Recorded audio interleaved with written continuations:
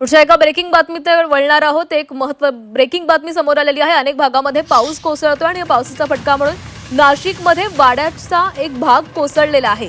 नाशिकच्या धुमाळ पॉइंट भागातील ही घटना आहे। एका वाड्याचा भाग कोसळलेला आहे। ही दृश्य आपण पाहतोय। धोकादायक वाड्याचा हा भाग कोसळलाय। हा वाडा जीर्ण अवस्थेमध्ये होता आणि याच वाड्याचा एक भाग कोसळलेला आहे। या संदर्भात बोलणार आहोत। आमचे प्रतिनिधी योगेश खरे आपल्या सोबत आहेत। योगेश, धोकादायक वाड्याचा भाग कोसळलेला आहे। या दरम्यान या परिसरामध्ये या ठिकाणी कोणी राहत होतं का किंवा या धोकादायक वाड्यासंदर्भात काही माहिती किंवा नोटीस देण्यात आलेली होती का? खरं तर नाशिकमध्ये जे काही धोकादायक वाडे पंचवटी परिसरामध्ये आहे त्या सर्वांना नोटिसा या महापालिका नेहमी बजावत असतं। पावसाळ्याच्या पूर्वीचे हे सोपस्कार होत असतात।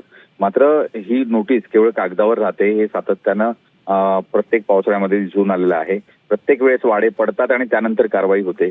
आता सुद्धा हा वाडा जो आहे पहिल्याच पावसामध्ये पडल्यामुळे या ठिकाणी आजूबाजूच्या परिसरात सुद्धा धोका निर्माण झालेला आहे।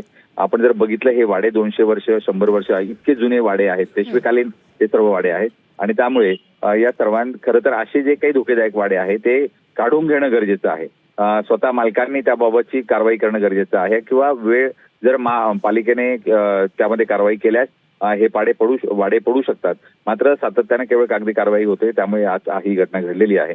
सुदैवाने यामध्ये अजून कोणी जखमी झाल्याचं समोर वृत्त नाही।